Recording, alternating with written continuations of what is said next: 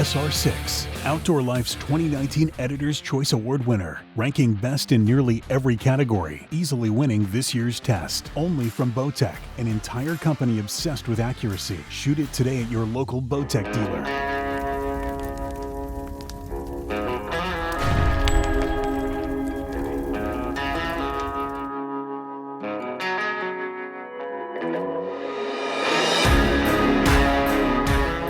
Wild boar is so exciting to hunt. There's nothing like it when you're sitting in a ground blind and the only thing between you and this massive destructive creature is a thin blind and your bow and an arrow. But it's a great feeling.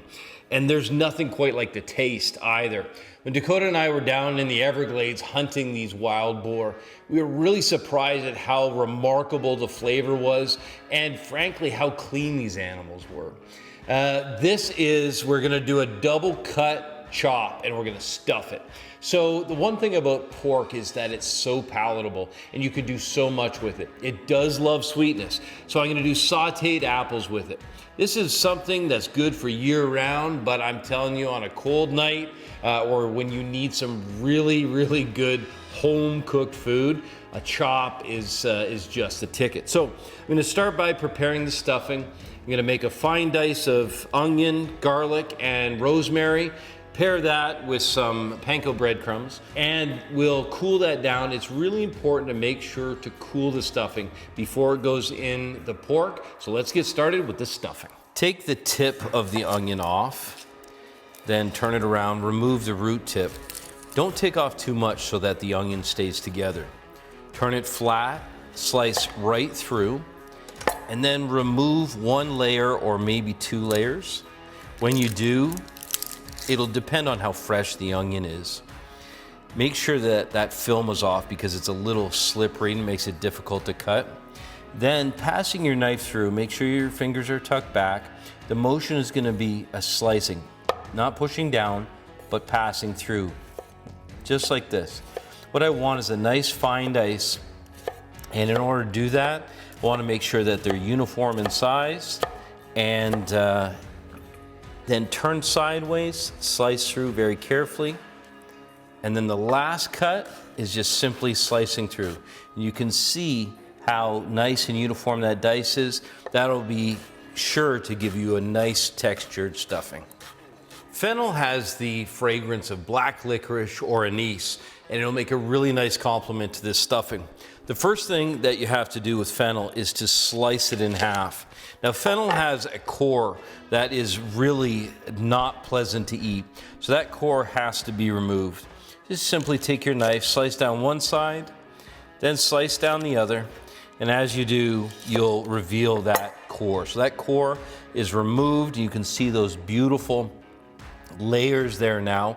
I want a really fine dice. So what I'm gonna do is I'll start by slicing, just like this, and then I'll turn it in the opposite direction and dice. This way all the pieces that go into the stuffing are the same size, they'll cook the same, and they'll be the same texture as well.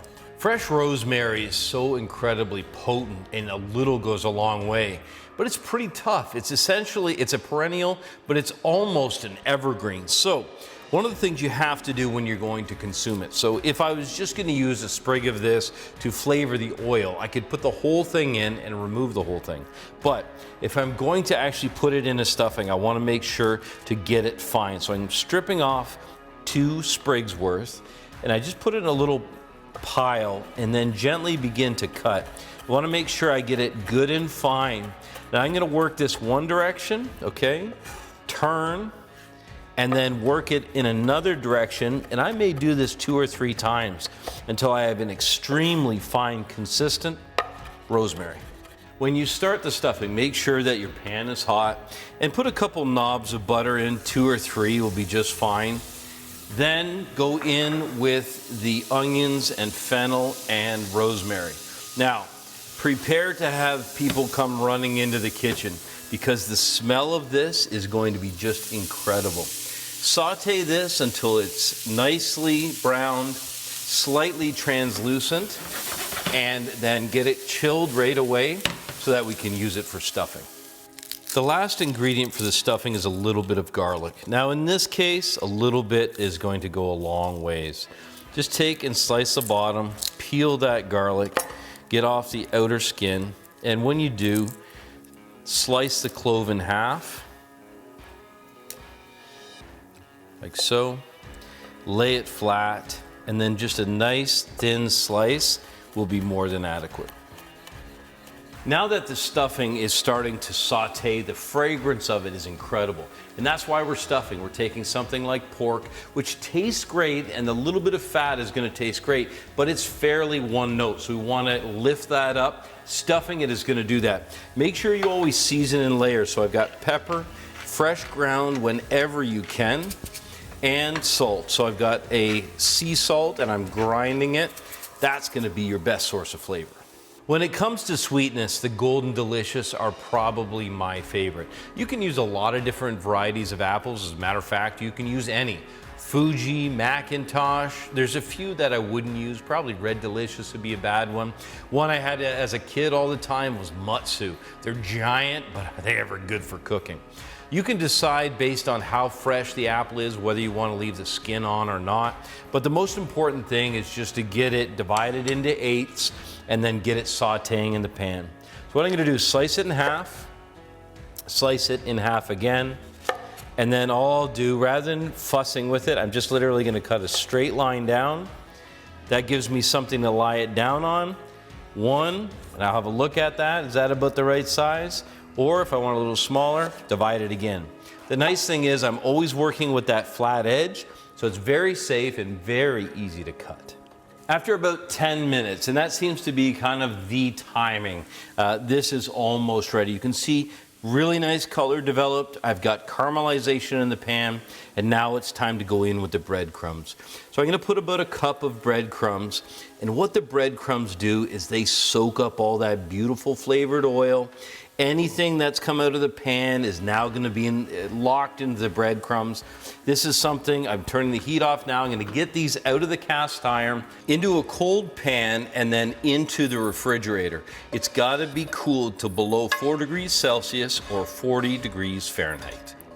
Now, using the same pan for simplicity, a couple knobs of butter in, and you can see the pan is already smoking hot. Make sure to get the apples in right away, but this is what I want to use the rosemary for. This is where you can put a full sprig in, it'll flavor the butter, be subtle, and then I'll take that out when it comes time to serve. I'm going to saute these until they're golden brown and then deglaze with some Calvados, or in this case, I'm going to use bourbon. Now it's time to slice the little pockets inside these double cut chops. First thing I want to do is make sure to put a good edge on my knife. Make sure you have a good thin knife, doesn't have to be a big knife. Now what you do when you sharpen is just imagine an old school matchbook. That's the angle between the knife and the honing steel. Doing that on both sides, whether you do it towards yourself or on the board.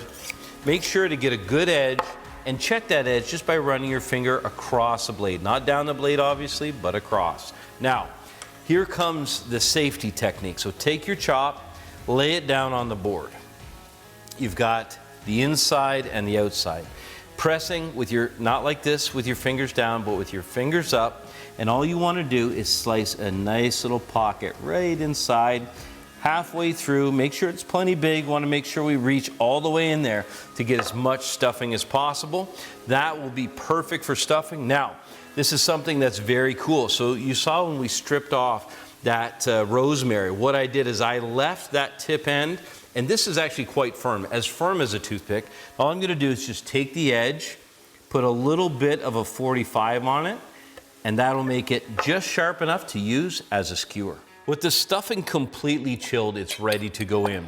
I want to hit this with a little bit of salt and pepper inside the cavity first. So make sure to season at all levels. Not too much, but if you don't season this, it's quite a thick piece of meat. Then, using a spoon, I'll just press that into the cavity. You can see how beautiful that looks. Put a couple big heaping tablespoons inside each one. Then I'm going to use the rosemary to skewer that shut. So let's just finish this up right now. Look at that, doesn't that look beautiful? We'll close that up, take the rosemary, and you don't need to weave it through, but one press all the way through, and you can see it come through, and draw it tight, and that will hold that together on the grill.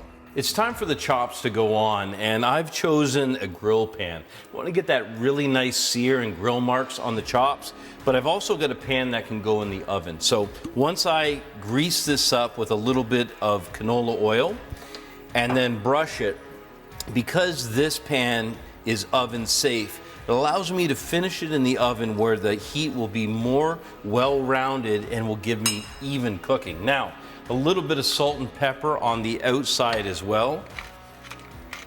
And I'll make sure to put presentation side down first and then season the other side as well. So these are going on. Press them firmly and then season the second side. When you're using a grill pan, make sure not to overcrowd the pan. A pan this size could take about 4 chops. Once you have nice coloration, turn it over. Look at that. You can see how beautiful that is. Make sure you press it down firm. Once it's turned, this can go into the oven. It never ceases to amaze me how with just a few simple ingredients you can elevate any dish, and how you can take wild game like this incredible boar and make it look like it's going out to the table at a restaurant. The sweetness from these apples, the grill marks, the slight char, and that beautiful stuffing makes this an incredible dish. The next time that you're butchering your wild hog, you may want to think about making some double cut pork chops because they are going to be incredible.